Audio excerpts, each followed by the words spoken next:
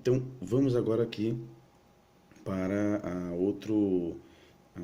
outro termo também muito recorrente no exame de acesso a Profiletras, que é o tema vozes, né? Muito presente também, vozes. Quando a gente começa a estudar vozes, né, a gente quer estudar profundamente, a gente vai até Bakhtin, né, e vai fazendo percurso histórico, né? Quando a gente fala de vozes, pessoal, independente do referencial teórico que você esteja utilizando, a gente pode falar de uma voz social, uma voz subjetiva, né? Quem estuda no âmbito do interacionismo sociodiscursivo de Jean-Paul Broncat vai se deparar com as vozes, né? Tem a voz social, a voz subjetiva, a voz de personagem. Mais uma vez, em nosso caso, a gente vai focar como as vozes são cobradas no exame, tá bom? Posteriormente, quando você já estiver no mestrado, aí sim você vai analisar isso de forma mais profunda, né? A utilização de vozes na sala de aula, a utilização de vozes do professor, a utilização de vozes no aluno em sua produção discursiva, né? Isso aí já é um outro momento quando você estiver, eu sei que vai estar no mestrado, tá bom? Então, no caso aqui das vozes, eu trouxe a questão 7 do exame de 2014. Vejam só. No que concerne às vozes presentes no texto, conclui-se que, né? No caso aqui do Profiletos, quando a gente fala de vozes, né, tem a voz daquele que escreve o texto. Então, quando você está lendo um texto que está lá no exame do Profiletras, né, sabe que aquele texto foi escrito pelo autor que está lá embaixo, né, tem a fonte, né, mas esse autor que escreve esse texto, ele também faz citações, né, ele traz trechos de outros textos, então já é uma outra voz, não é mais a voz dele, é uma voz de uma outra pessoa, uma voz alheia, ok? Então nós temos a voz do escritor, né, de quem produziu aquele texto, temos uma voz alheia, que é simplesmente a citação. A citação é considerada como uma voz alheia, uma voz de outra pessoa, né? E por que a gente costuma utilizar a citação? Como a gente está no âmbito acadêmico, né, é normal a tipologia predominante, né, ser a tipologia argumentativa. Então é comum a gente produzir muitos textos argumentativos, como a prova discursiva do Profiletras, né? E em exames argumentativos a gente tem que defender posições, né? Você defende um posicionamento, uma tese, uma opinião. E você defende essa opinião utilizando-se de argumentos, né? O argumento vão ser aquelas informações que vão destacar a sua opinião, vão fazer brilhar a sua tese, né? A sua ideia, né? E uma das formas de você argumentar, defender aquela ideia, é trazer as vozes alheias, vozes de outra pessoa, né? Eu sempre brinco dizendo que a gente não é nada, né? Quando a gente produz um texto acadêmico. Então, você definir algo em um texto acadêmico é mesmo que nada, né? Você deve, primeiramente, buscar a definição de outra pessoa para reforçar aquilo que você está defendendo. Então, segundo fulano de tal, né? Segundo Carlos Alberto Faraco, segundo Estela Maris Bortoni Ricardo, segundo Marcos Bagno, segundo Irandé Antunes, enfim, né? Fiorin e por aí vai. Então, essas são vozes alheias, também conhecidas nesse caso, né, como vozes de autoridade, né? São autoridades no assunto, né? Então, quando a gente quer dar força a algo que a gente está defendendo, a gente utiliza as vozes de autoridade, a gente traz as citações para o nosso texto, ok? Dá para perceber, pessoal, que tudo isso que eu estou falando diz respeito à intertextualidade. Então, tudo isso é englobado pelo universo da intertextualidade, né? Voz de autoridade, voz social, a voz do personagem, voz do escritor, são, digamos, especificações desse universo mais amplo que é a intertextualidade, né? Então, nós temos as vozes de autoridade, que são utilizadas para reforçar um ponto de vista, né? Então, vejamos aqui. No que concerne às vozes presentes no texto, conclui-se que, reparem que nós temos vários termos, né, que são importantes também. aspas, discurso indireto, citações. Aí eu coloquei aqui duas palavrinhas que podem gerar alguma dúvida, mas tomara que ninguém tenha mais dúvidas em relação a essas palavras, né? Que é corroborar, né? Está sendo aí flexionado, né? E ratificar, né? Então nós temos discurso alheio, citação de autoridade, parafraseada. Esses termos, pessoal, aspas, citações, discurso alheio, vozes, são muito recorrentes no exame do Profiletras. É muito provável que vocês se deparem com questões com esses termos, tá bom? Então a gente não pode errar uma questão por estar em dúvida sobre o que seriam essas vozes, né? O que seria um discurso alheio, uma citação de autoridade, né? Vejam que na opção D tem citação de autoridade, a mesma coisa de voz de autoridade, né? O autor traz uma voz de autoridade, ele cita uma autoridade, né? Então nós temos a utilização das aspas, é muito importante também a gente utilizar as diversas funções das aspas, né? Já abordei isso em uma aula anterior aqui do curso, né? Então nós temos as aspas servem apenas para demarcar o discurso indireto, né? O que seria esse discurso indireto? Temos aqui discurso alheio, né? O discurso de outro, né? A expressão corroborar, né? No sentido de assegurar, ou mesmo ratificar, dar força, né? Concordar, né? Então tem aí, está aí nesse sentido, as citações corroboram rigorosamente, né? Ou seja, asseguram, né? Indicam rigorosamente o ponto de vista defendido no texto, né? Asseguram, enfim. E nós temos aqui a outra expressão, né? Ratificar, né? Poderia haver alguma dúvida em relação a ratificar, afinal de contas nós temos aqui uma palavra parecida, né? Trata-se aqui de um parônimo, né?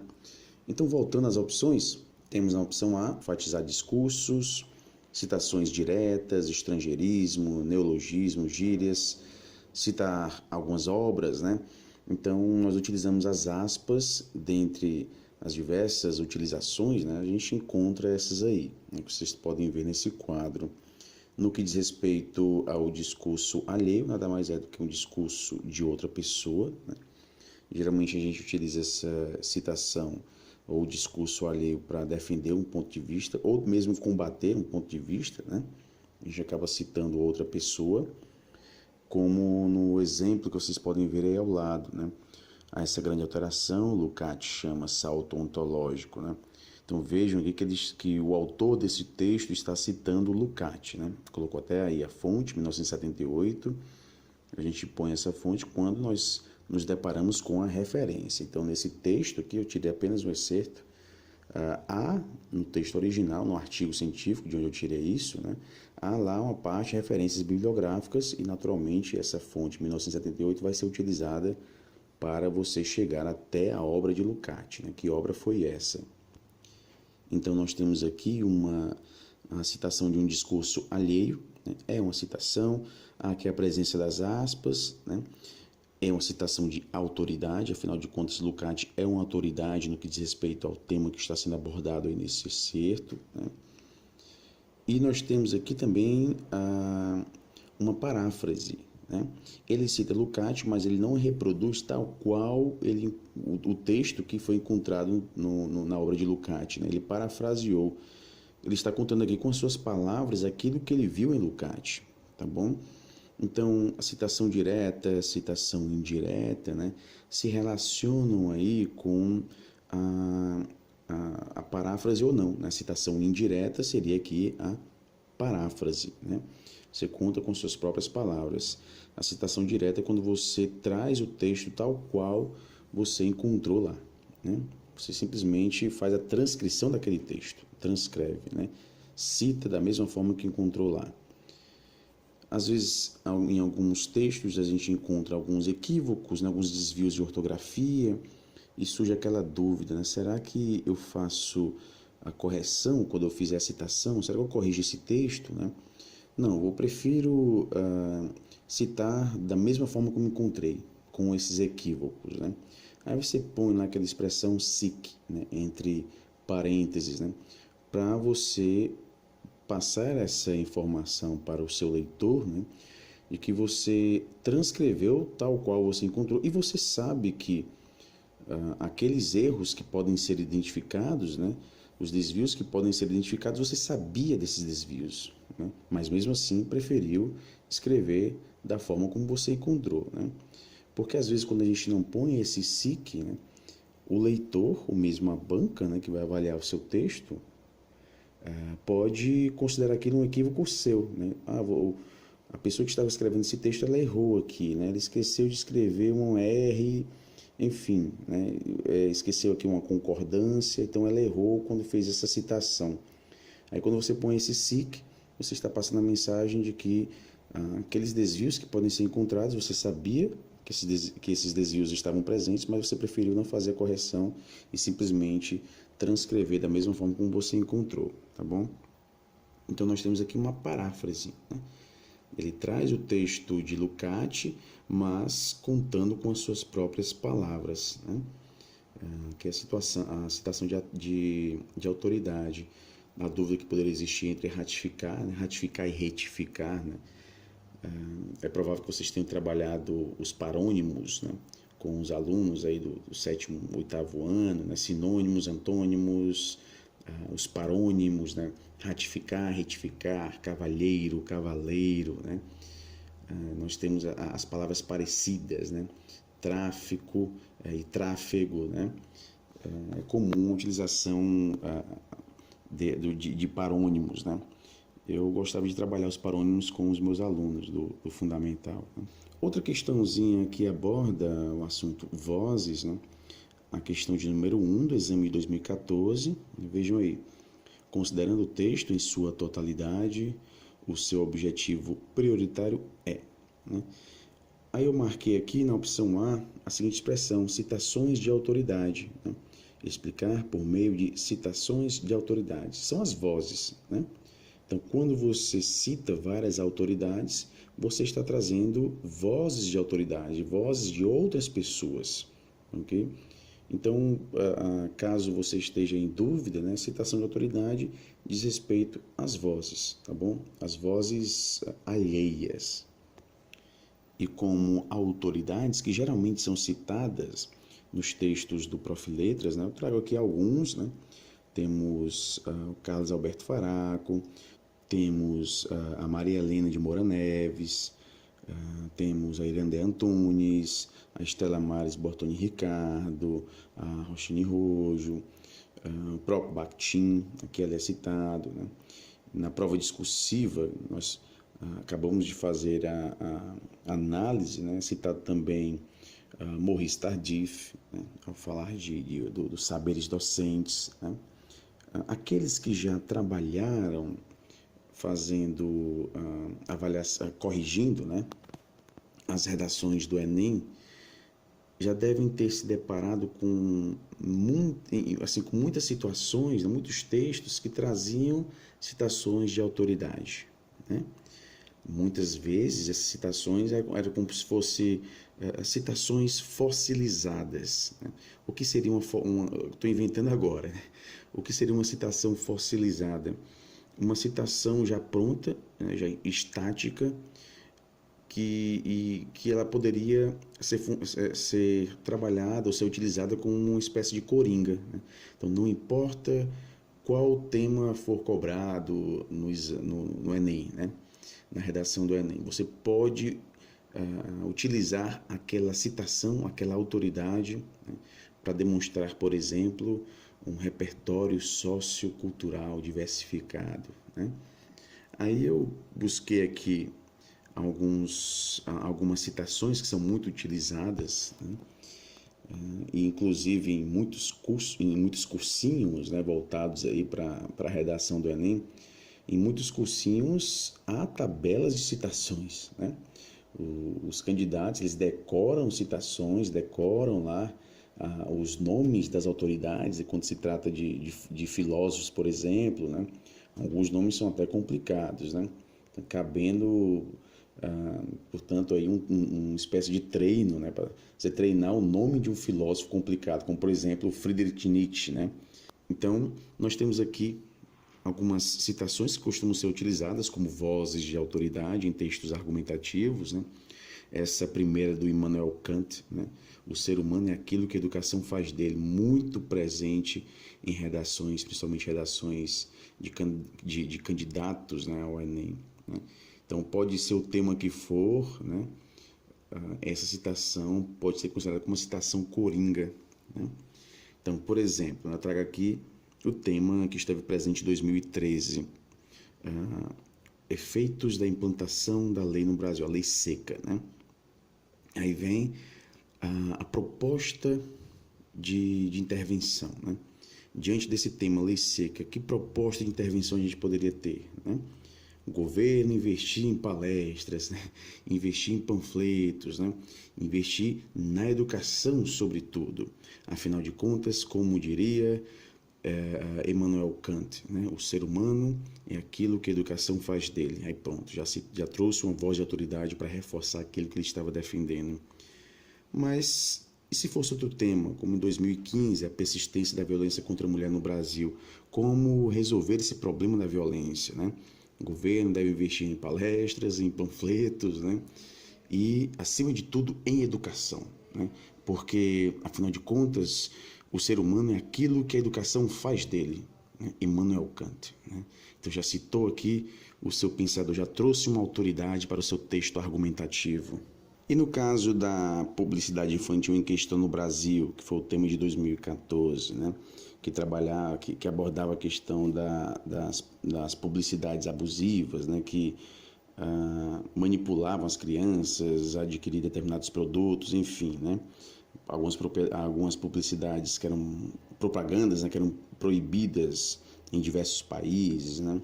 Então, uma forma de diminuir isso, essa exploração que existia, né? Investir, por exemplo, o governo investir em palestras, em panfletos, né? Na educação, né? Para que não houvesse, para que essas crianças não fossem manipuladas, né? Afinal de contas, o ser humano é aquilo que a educação faz dele, como diria Immanuel Kant, né? O que eu estou querendo dizer aqui, pessoal, é que a citação de autoridade ela é muito importante, né? E não é legal a gente trazer essas citações já fossilizadas para o nosso texto. A gente deve demonstrar leitura nessa área, né? Leitura em relação àquilo que está sendo cobrado, né? Citar pesquisadores da área, né? Ensino de línguas, ensino de gramática, a literatura na escola, né? Afinal de contas, são temas muito presentes no próprio programa do Prof. Letras, tá bom? Então, em nossa prova discursiva, é de suma importância a gente trazer, né, alguns desses autores, né, citar as autoridades, né? Ainda no âmbito das vozes, nós temos aí a questão 10 do exame de 2014. Vejam aí que se trata de uma questão que envolve as vozes, né?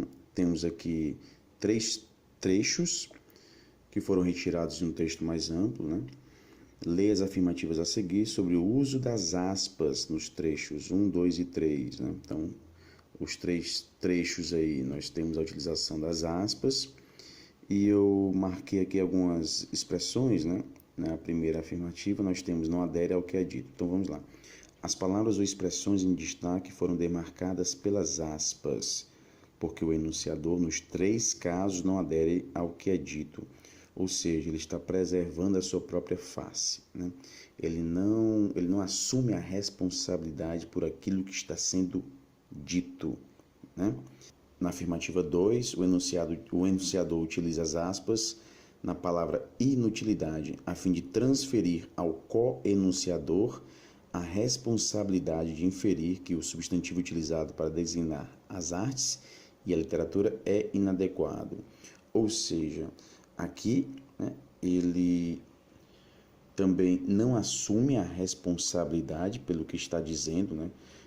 Ou seja, para classificar essa atividade como sendo inútil, né? Quando ele diz assim, são atividades cuja grandeza reside nessa sublime inutilidade, entre aspas, né?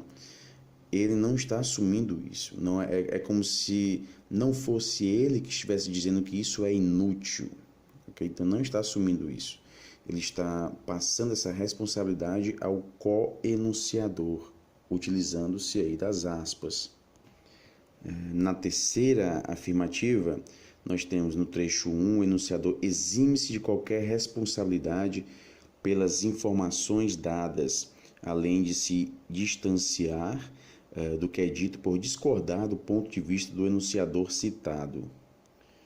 No trecho 3, né, na afirmativa 3, no trecho 3, né, nós temos a desistite, é uma doença da alma que nos faz abrir mão. Então, ele está aqui se eximindo da responsabilidade em relação a isso que está sendo dito, né? Neste caso, não, né? Ele está assumindo a responsabilidade por isso que está sendo dito, ou seja, ele vê essa desistite como sendo uma doença da alma, né? Ou seja, ele concorda com isso. Então, a utilização das aspas, nesse caso, não é para ele se eximir da responsabilidade daquilo que ele está falando. Na verdade, ele está assumindo, né, a responsabilidade. O que nós temos aqui é uma palavra, desistite, né? É como se fosse uma espécie de neologismo, né? Que é destacado por meio das aspas, e é exatamente essa ideia que é representada no item 4, né? Na afirmativa 4, no trecho 3, a palavra foi destacada tão somente com o intuito de chamar a atenção do leitor para um novo tipo de estereótipo, ok? Então, nesse caso aí, a opção correta seria a opção A. Então, pessoal, trata-se aqui de uma questão que envolve, né, a chamada preservação de face, ok? Como nós podemos ver no seguinte vídeo, né? Reparem, eu costumo utilizar muito esse vídeo para abordar a questão da preservação de face. O uso de modalizadores, né, com o objetivo de preservar a própria face, né, de não se posicionar em relação a temas polêmicos que poderiam gerar, né, um choque entre faces, ok? Então vejam só o exemplo desse vídeo muito comentado na internet, né, do grupo Porta dos Fundos. Hoje vamos falar sobre a suposta escravidão que teria ocorrido no Brasil no século XIX. Mas por que suposta? Porque há controvérsias. Há quem prefira chamar de mão de obra gratuita, né? Eu não vou usar escravidão, senão eu vou estar falando contra. E eu sou professora, eu não tô aqui pra tomar partido de nada, né? Mas, professora, escravidão não foi um processo cruel? Olha, Marquinhos, muitos diriam que sim, né? Mas eu não tô aqui pra doutrinar ninguém. Inclusive, eu sou obrigada por lei a lembrar que foi graças à escravidão que o Brasil cresceu como nunca. E tem muito mimimi sobre isso, afinal de contas, tudo tem dois lados. E eu não acho bom a gente entrar no mérito de julgar ninguém. Professora, você não esclareceu muito. Você é a favor ou contra a escravidão? E outra coisa, o som tá muito baixo com ruído. Pode repetir? Eu entendi o que você quer que eu faça, Jéssica, mas você não pode me obrigar a tomar partido de um assunto tão espinhoso como esse. A escravidão é um assunto que dividiu o Brasil em dois lados e eu não sou obrigada a entrar nesse fla-flu. É bem complicado, é tudo muito controverso. Parecido com um assim chamado o golpe de 64. Foi golpe ou foi revolução? Muitos diriam que foi golpe. Outros, revolução. Mas o que seria do vermelho se todo mundo gostasse de amarelo? Será que você pode repetir essa parte que foi golpe, porque o microfone entrou em quadro? Eu prefiro não. Você pode falar sobre o Holocausto? Professora doutrinadora falando sobre o Holocausto, take you. Alguns historiadores afirmariam que teria existido um suposto holocausto, que talvez teria morrido muita suposta gente. Mas eu não vou dizer que existiu ou que foi ruim, senão eu vou estar tomando partido contra o suposto nazismo. E eu não sou maluca de fazer isso, porque eu não quero trabalhar na de Santini. Mas qual o problema da de Santini? Nenhum. Inclusive, amo a de Santini. Um beijo de Santini! Um beijo, David, também. Nada contra a Arezzo, hein? Eu só falei de Santini porque o professor Rogério, de Biologia, falou besteira, foi demitido e tá trabalhando lá desde então. O que ele falou, professora? Ah, ele falou que o órgão sexual masculino, ele... Parou, palhaçada. Todo mundo desligou o celular. Que isso? Todo mundo abrindo o livro de história. Não. O outro, Alexandre Frota.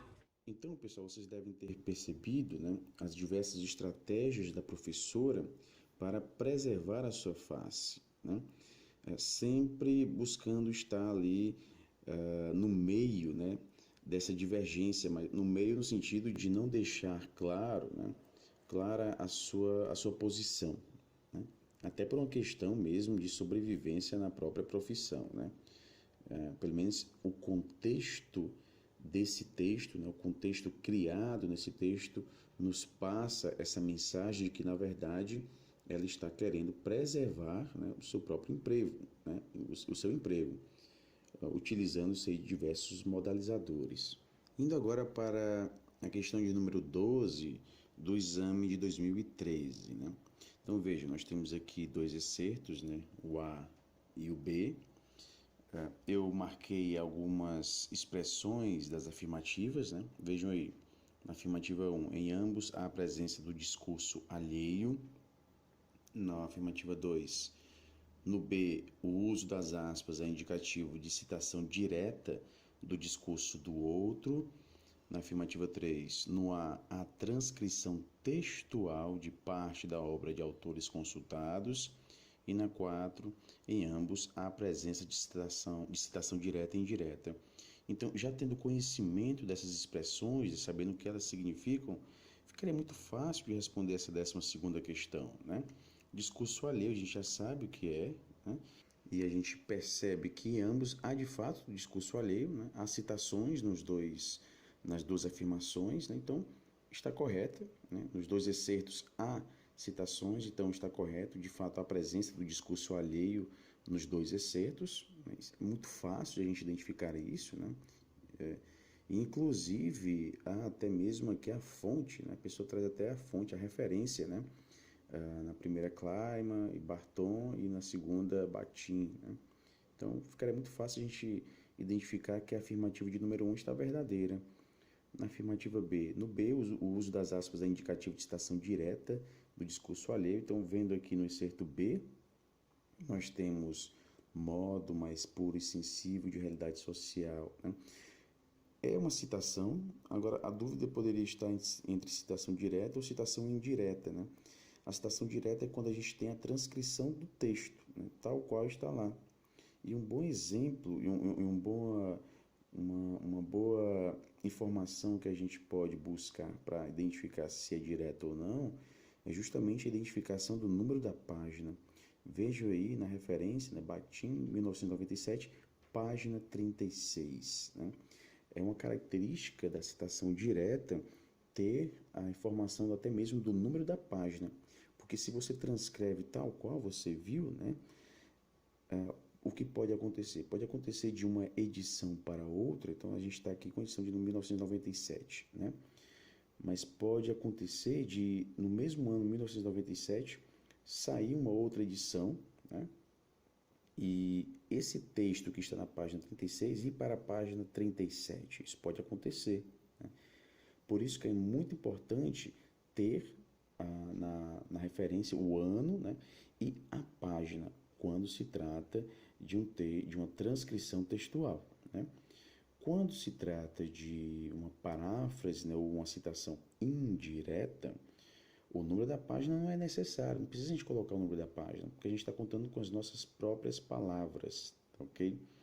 Nesse caso aí da afirmativa B, ela está correta.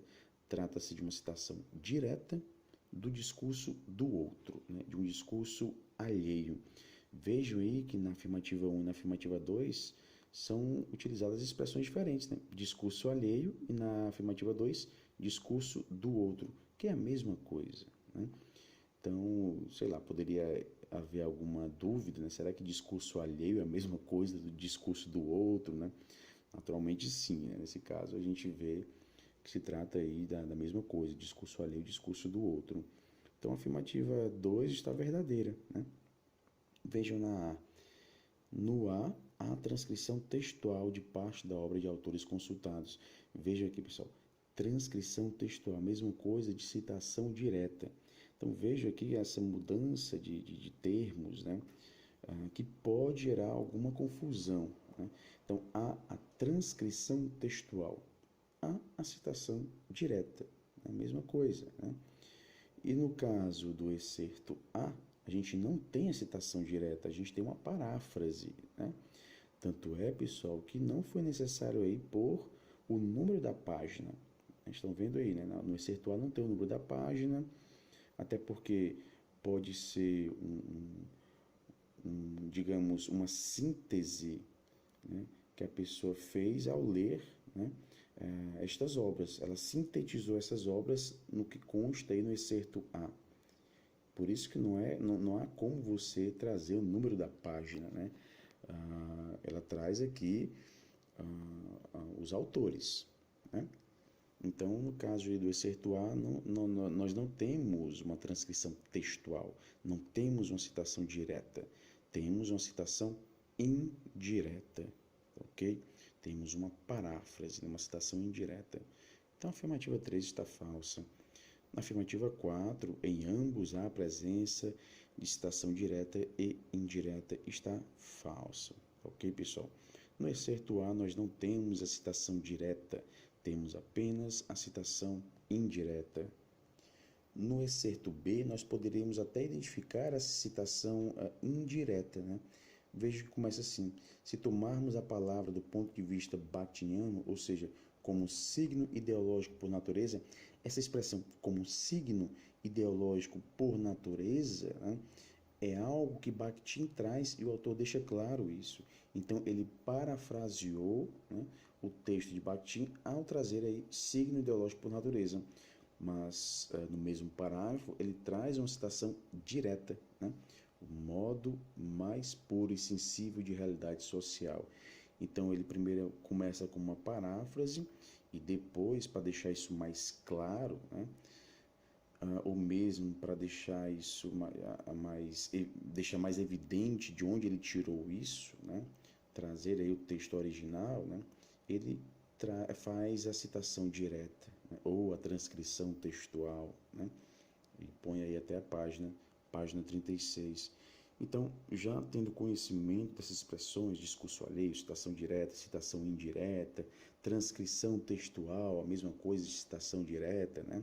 Nesse caso, então ficaria muito fácil de responder essa 12ª questão, né? A opção correta aí, que fica a opção A, né? As afirmativas verdadeiras 1 e 2. E a última questão que a gente traz aqui, né? E isso não elimina outras questões que também estão nos exames anteriores que trazem essa temática das aspas, da citação, do discurso alheio, tá ok? Então, no exame de 2015, nós temos na 17ª questão o seguinte: nesse trecho, a escolha do verbo asseverar, além de introduzir uma citação por meio de uma paráfrase, revela a avaliação de Ione da Silva sobre o discurso citado. Então, vendo aqui, pessoal, assinalando as expressões, aquelas que nós já estamos trabalhando aqui nessa aula, nós temos citação, paráfrase, discurso citado, aspas, citação literal, né, e novamente aspas. O que a gente pode dizer aqui é que, de fato, né, as aspas estão sempre presentes aí no exame de acesso ao Profiletras, né, a intertextualidade englobando tudo isso, né, o discurso citado, o discurso direto, o discurso indireto, o discurso alheio, né? E reparem, claro, também, né, na mudança de expressões, né? No lugar de utilizar uma determinada expressão, utiliza outra expressão que é sinônimo, mas isso pode gerar uma confusão por parte do candidato. É para justamente verificar se o candidato ele está seguro, né? Se ele percebe que aqueles termos são sinônimos, como a gente viu anteriormente, né? Transcrição textual e citação direta, nesses casos são sinônimos, mas pode gerar uma confusão. Será que transcrição textual é a citação indireta ou é a citação direta? Enfim, né? Então a gente trouxe aqui diversas questões que abordam esses temas, né?